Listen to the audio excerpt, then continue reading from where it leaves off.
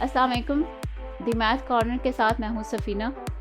और types of matrices, जैसे कि आप जानते हैं कि हम इनको डिस्कस कर चुके हैं 12 टाइप्स थी मैट्रिसेस की, जिनको हमने देख लिया हुआ है। उसके बाद अब हम कुछ ऐसे पॉइंट्स हैं छोटे छोटे जिनको हम स्टूडेंट्स के लिए इजी वे में बताएंगे, जो उनको ऑब्जेक्टिव में प्रॉब्लम करते हैं। और बहुत माइनर सी छोटी सी चीज़ें होती हैं जो ऑब्जेक्टिव में पूछी जाती हैं, लेकिन उनका कॉन्सेप्ट क्लियर ना होने की वजह से बच्चे जो है उसको समझ नहीं पाते।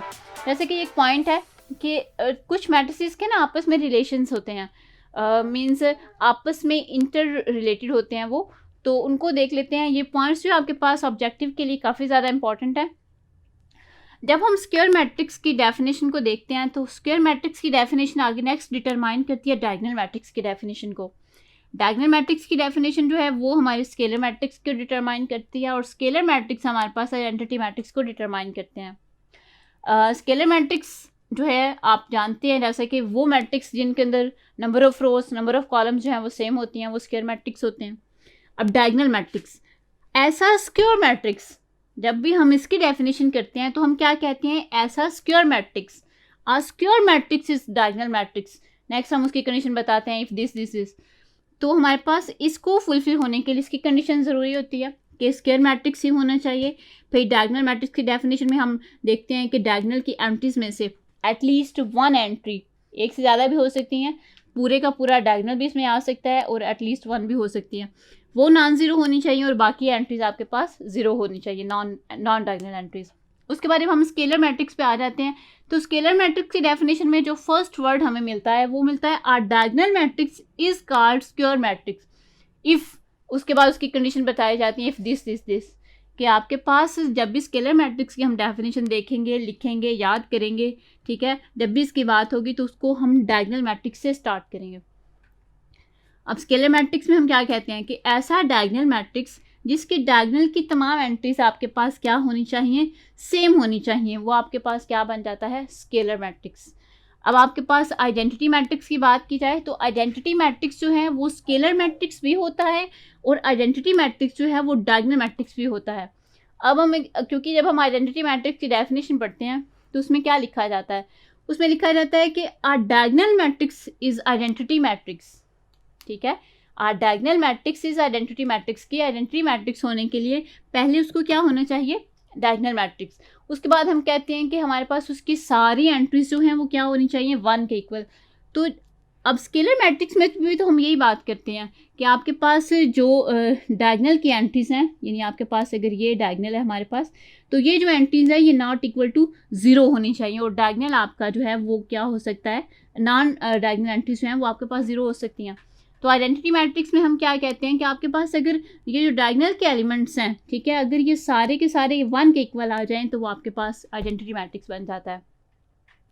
अब ऑब्जेक्टिव में जो है ये बात कुछ इस तरह से पूछी जाती है, जैसे कहा जाता है कि identity matrix, every identity matrix is diagonal matrix. क्या ये बात ट्रू है, तो yes it is true. Every identity matrix is diagonal matrix. Every identity matrix is scalar matrix. Every identity matrix is square matrix. यहाँ तक था हमारा identity matrix. अब हम इनके रिलेशंस को देख लेते हैं कि बाज़ स्टूडेंट्स के से पूछा जाता है, जैसे फॉर एग्जांपल पूछा जाता है कि आपके पास क्या हर आइडेंटिटी मैट्रिक्स जो है वो एक डायगोनल मैट्रिक्स भी होता है। तो यस, आप अगर इस हायरार्की को देखें जो मैंने ड्रा की है, तो आपके पास जब आप इसको अपोजिट साइड में जाएंगे तो आइडेंटिटी मैट्रिक्स को अगर मैं देखूं तो हर identity matrix, every identity matrix is also scalar matrix.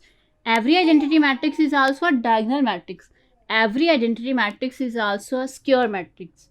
लेकिन जब हम स्क्वायर मैट्रिक्स की बात करें तो स्क्वायर मैट्रिक्स के लिए ज़रूरी नहीं है कि वो डायगोनल मैट्रिक्स भी हो। स्क्वायर मैट्रिक्स के लिए ये ज़रूरी नहीं है कि वो स्केलर मैट्रिक्स भी हो, और स्क्वायर मैट्रिक्स के लिए ये भी ज़रूरी नहीं है कि वो मस्ट आइडेंटिटी मैट्रिक्स भी हो।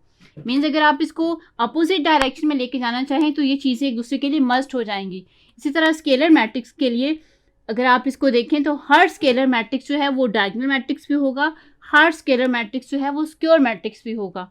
यानी इसके लिए ये दोनों बातें ज़रूर फुलफिल होंगी, ये दोनों टाइप्स को अंदर होल्ड करेगा। लेकिन अगर आप इससे नेक्स्ट जाएं तो ज़रूरी नहीं कि आपके पास हर स्केलर मैट्रिक्स आइडेंटिटी मैट्रिक्स भी हो।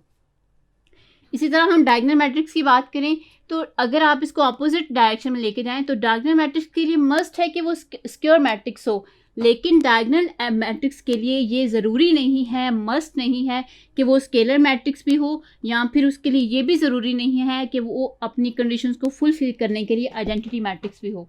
मीन्स आप जब इसको अपोजिट डायरेक्शन में लेके जाएंगे तो चीज़ें एक दूसरे के लिए जैसे कहते हैं कि मस्ट लाजमी मलजूम हो जाना, ठीक है, ये कंडीशन इनके लिए मस्ट फुलफिल होना ज़रूरी है।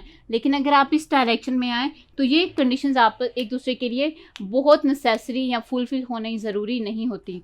ये ऑब्जेक्टिव अक्सर बच्चों से पूछे जाते हैं जिसमें वो कन्फ्यूजन फील करते हैं। बुक में भी इसके अबाउट हिंट्स मौजूद हैं, ठीक है, इंपॉर्टेंट पॉइंट्स मौजूद हैं कि every identity matrix is scalar matrix, diagonal matrix and square matrix.